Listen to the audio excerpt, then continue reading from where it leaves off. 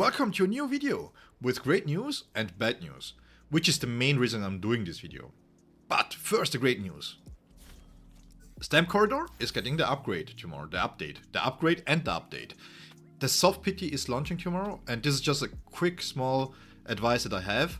We don't know the rates yet, we don't know how it's going to work, so even if you rush in and you are going to farm the stamps, be conservative. Just go for those that you don't have yet for your main characters and just wait it out. Let's see how this whole works so that you don't overspend on memories, and maybe if we can see how much memories we have to spend for one guaranteed copy, then we can start and putting into resources maybe for dupes or anything else, right? Because the next character is quote unquote on the way. It's still 1.5 weeks out, 2 weeks out, sorry. So you wanna keep your core stamps, your memory stamps for this kind of core stamps, right? Don't chase dupes. That's the PSA. With that said, what is the bad news? The bad news is Rangigo is not coming. We don't know when she's coming, which means the Thrust team doesn't have a support yet. Main reason I'm making this video now is the original idea was to compare all the 3 teams that we have and see how the premium units hold against each other, right? There is a lot of discussion online where people are saying that Bankai Ichigo has fallen off, Toshiro is not that good, or even Gin is not pulling the weight that he needs to pull compared to the other 3. Now, is that true? That's the main question that I want to answer here. Because one of the main points when you are in an online community, when you watch YouTube, when you try to inform yourself, is the feeling of FOMO, right? You don't want to miss out on a fantastic unit and then be like SOL that you didn't pull for it, right?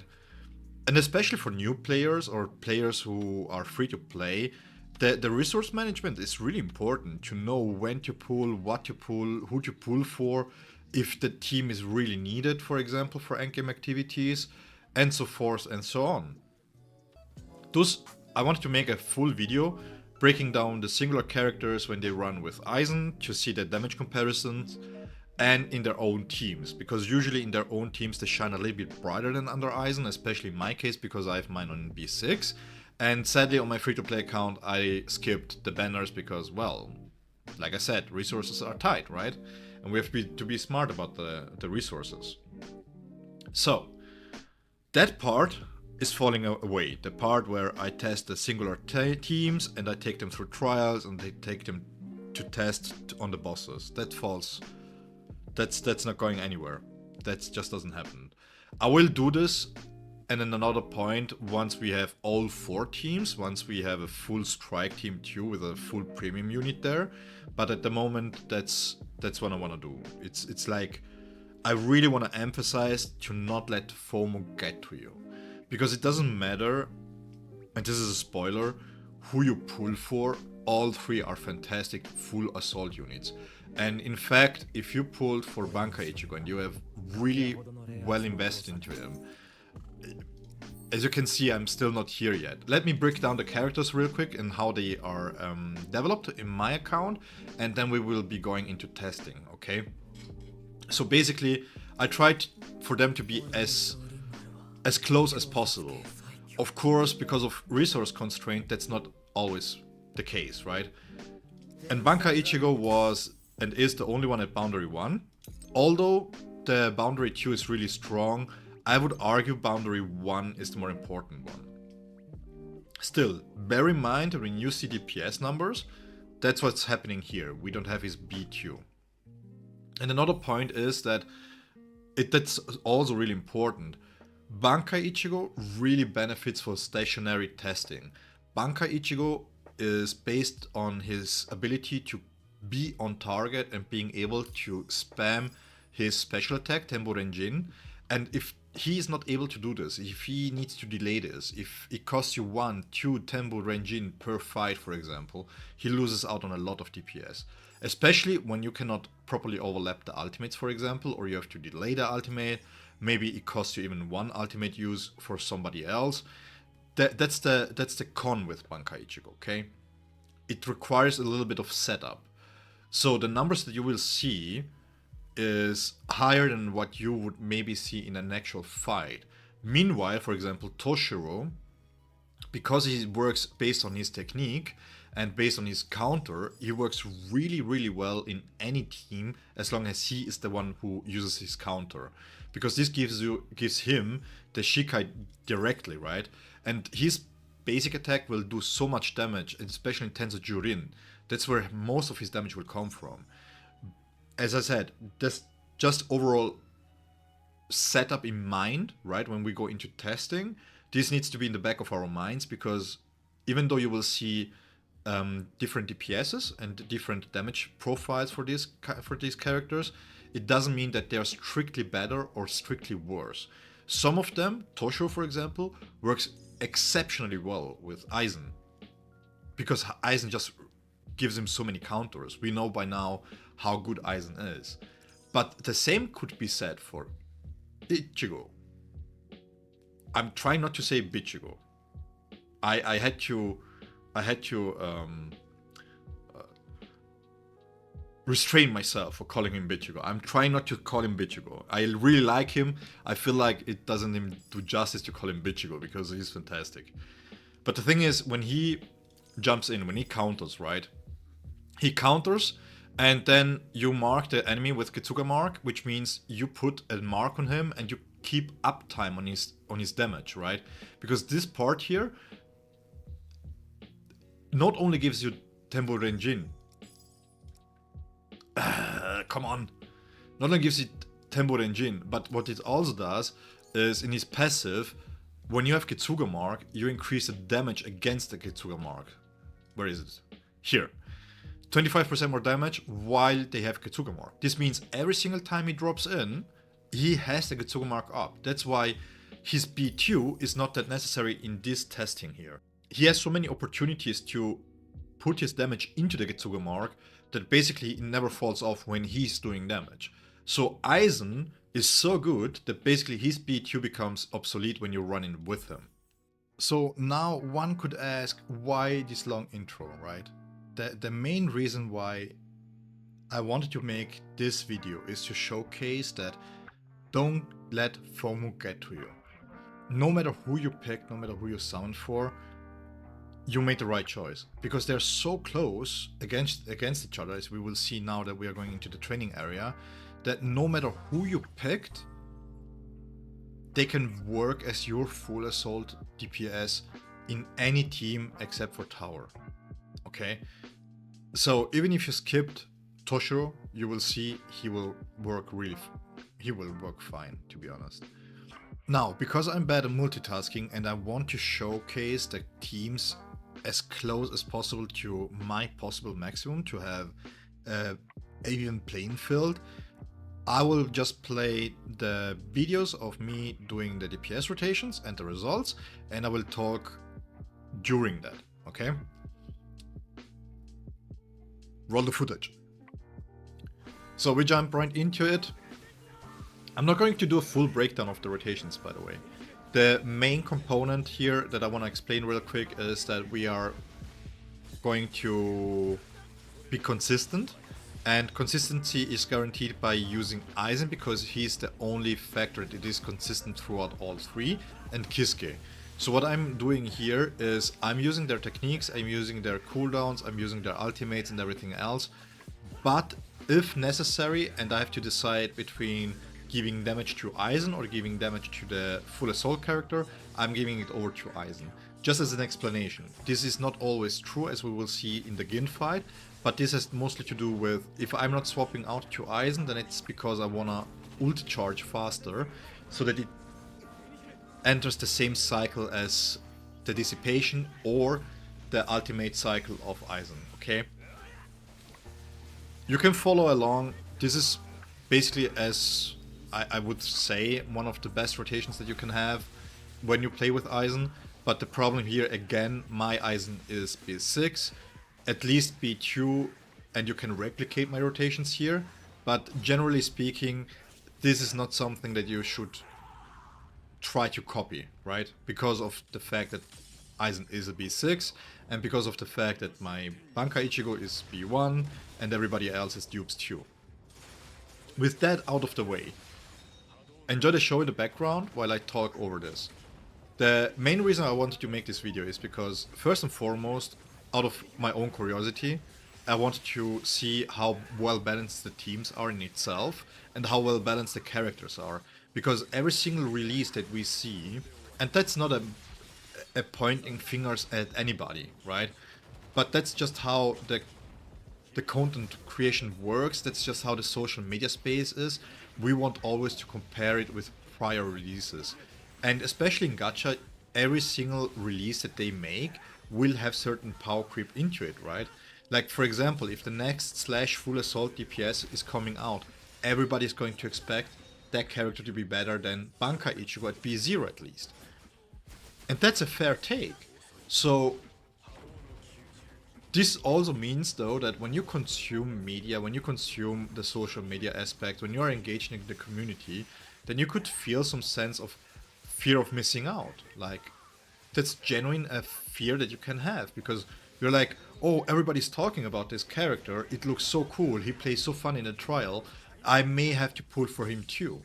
And the good part in Bleach is that you can pull for the character, and if you don't succeed, you will carry over the pity. That's a valid point, but the question that you have to ask yourself, is it even worth going through this? Because now you pull him, the pity is back to 0, and the very next character is your favorite character. What do you do then? As a free-to-play player, I'm not expecting you to pay for this, and I will never advocate for anybody to spend on a game. So the FOMO that you just experienced takes away from the enjoyment that you will have with your favorite character. Because yes, we have leaks, we can see round about what characters are to be released, but they are not certain, they are not 100% verified, or they are not 100% confirmed by the devs, for example. So every single leak that we see should be taken with a grain of salt, and this can also increase the FOMO that you have, especially in a game where you have fan favorites like in Bleach, right? So the purpose of this video is to show that no matter your decision that you have taken, if it's Banka Ichigo, if it's Toshiro, or if it's Gin, and if you decide to skip the other two, it's not wrong. That's all I'm trying to say here. It's always right to pull for characters. I'm not going to argue against it. It's always cool to spend for them to get B1s, B2s, and everything else. But strictly speaking, I personally, as a person, as a human being, cannot advise anybody to spend money on a free-to-play game. That's just not what I do. That's just not who I am. And that's just not what I stand for, right? And that's why I try to counteract the FOMO that exists in the social media space by trying to argue against it. Okay? This is not, oh, Ichigo is better, it's a mistake to pull for Toshiro. No. All three characters are fantastic. And this is a high compliment for me to give to the devs. Every single character they released up to now, even the standard SSRs, they play vastly different and they're super fun to play with. So that's the main thing, right? If you see the damage that I'm putting out, for example, and if you stop at the moments where you can see the results and see how the damage is, who is doing how much damage, right? You will see that depending on who you play with, the damage profile is different. But this doesn't mean that, for example, when Toshiro is doing less damage than Gin in the same Aizen team, that Toshiro is performing lesser, because Toshiro has other benefits to him than just being able to do full damage. And this is something that has to be made awareness of, I think, is the importance of a character. In the long run, let's say 1000 Year Blood War arc comes out. How many people think here really that they're going to take out take out Gin out of the bin, so to speak, and play with him when they can play, for example, I don't know, take your favorite character and put a Bankai on it, you know? So, or maybe there is they make like fillers like Bleach Brave Souls does, you know, swimsuit characters, for example, or special variants or version of characters like the Chocolate Society or whatever it is. How often do we go back and play with old characters in gachas? And that's the point I'm trying to make. You're not missing out on anything if you don't pull for anybody. If you're happy and content to play the game the way you want to, feel free to do so. Really, feel free to do so. If you put for Toshiro, don't feel bad, because he's fantastic still. He's not worse than Gin, he's not worse than Bankai Ichigo.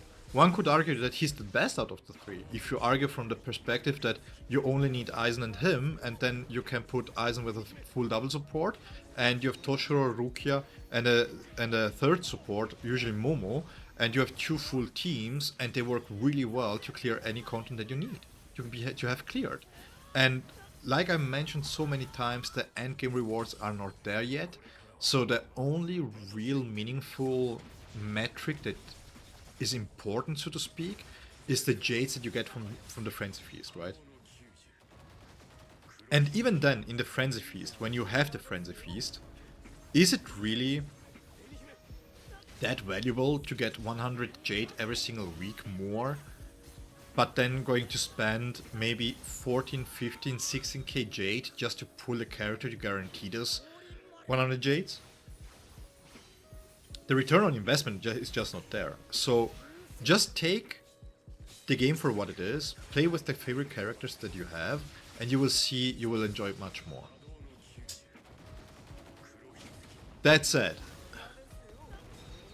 when it comes to the three characters, to the three full assault characters, right? And if you're starting out now and you don't have Toshiro and you don't have Bankai Ichigo, Gin is fantastic, as you will see.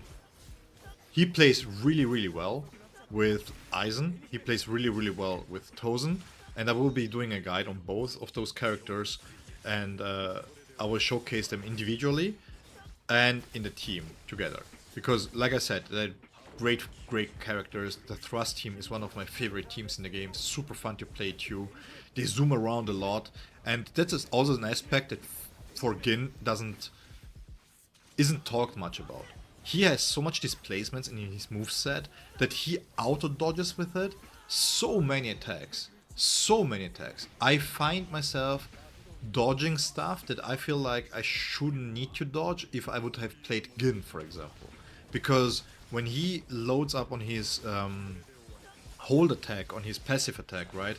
Where he jumps over the enemy, for example, or when he's doing his technique and he's charging up his technique and he lands behind the enemy and the enemy is charging in front of you, that's so good. That's so good. That's like a small utility that is not often mentioned. The fact that he, for example, has a way to guarantee himself techniques by just playing well with dodges and with counters, for example. Such a fun character to play. And again, the devs have nailed the aspect of low skill floor but high skill ceiling in these characters. With that all said and done, at the end of the day, it's your decision. Don't let anybody tell you who is good and who is bad. If you really like the character, play with the character, okay? That's my message to you guys. This is basically what the video is about. All three characters are fairly balanced. There is no really power creep behind any of those, to be fair. And no matter who you pulled for, you did the right choice. And if this is a message that you needed to hear, if this is a message that really helps you keep your head level-headed and not trying and not getting into that FOMO, then please let me know down in the comment down below. And let me know how you think about FOMO. How do you prevent FOMO? If you're a person, for example, who doesn't get FOMO at all, how do you prevent getting FOMO'd into something, right? Let us know, me and my viewers know, and other viewers know how you do this. Because it's interesting to see different perspective and then different methods of doing this. Me, for myself, when it comes to FOMO, which is rich talking about FOMO right now because I'm wailing on the characters, right? here, but I play other games too. And in those games, I don't feel the FOMO, you know? And the main reason why I don't feel the FOMO is because I take the game as it is. And this sounds super weird, because it's non-meaning, right? What I mean by this is, let's take my favorite game, Star Wars Galaxy of Heroes. That game is a slow grind. It takes 1, 2, 3, 4 years to build up accounts and to build up certain characters and to farm certain things and to do things properly because you have a certain path that you have to follow. But the thing is, I don't care. If I spend money, let's say I have every single character, and then in terms of Bleach I need to level up their skills, and I don't have the resources to level up their skills, and now I have to spend money to level up their skills. It's the same issue, but just on a larger scale, right? So as a free-to-play player, I have issues leveling up one single character. As a mild spender, I will have issues on leveling up 2 single characters. But as a whale, for example, I will have issues on leveling up 3, 4, 5 characters, or maybe their mods are not that good, or whatever it is. You're always behind, always behind. Except when you spend massive amounts of money, but that's not the fun for me. So for me to keep playing a free-to-play game, I need to have something fun in it. And for me, the fun is the journey I have with the game, right? If the game is doing paywalls, of course, then I will just drop it because that's not fun to me. I want to progress in a certain way, in an adequate way, and if the game is prohibiting me from doing this, then it's just not fun anymore and I will drop the game. And that's a decision that you have to make too, that when you feel like the fun is just not there and you're just chasing a carrot and the carrot never gets nearer to you, maybe that's not the game for you. Maybe that's the moment where you have to reconcile with yourself and say, okay, enough is enough, I had my fill, I had my fun, let's move on, right? That's basically my message. Don't let FOMO get to you. And if you ever feel the need like to talk about gambling addiction or buying or spending and not being able to stop or anything, please hit me up in the DMs, right? I'm here, I'm going to listen to you guys, because in the end, that's what a community is about, right? Helping each other out, being joyous about what's coming in the game, trying to have fun together. With that said, real quick, let me jump back into Gin's rotation real quick, because this is something I really want to mention here. He is really fun. If you're undecided yet, if you want to pull for him, and you have the resources to go for him, go for him. He's really fun to play. I think he's a fantastic Full Assault character, and this message is mostly directed to people who are starting out or still on the fence about pulling him. I've played him now for multiple days in a row. He's so fun. Just make sure that you get his weapon. That's all I have to say to this, right? Again, if you watched up to this point, thank you so much for the support. It has been amazing. I have already gone over 25 subs, which is so crazy to me. I didn't think that anybody would listen to me, actually. So thank you so much for the support. I really appreciate it, and I hope that we will be here in a long while, because I was starting out as a mobile gaming channel, and I feel like I don't even want to play any other mobile game. I'm fully happy with Bleach. But maybe that's just me. Anyways, thank you so much, guys. See you in the next one. Take care, stay safe, and as always, have a good one. Bye.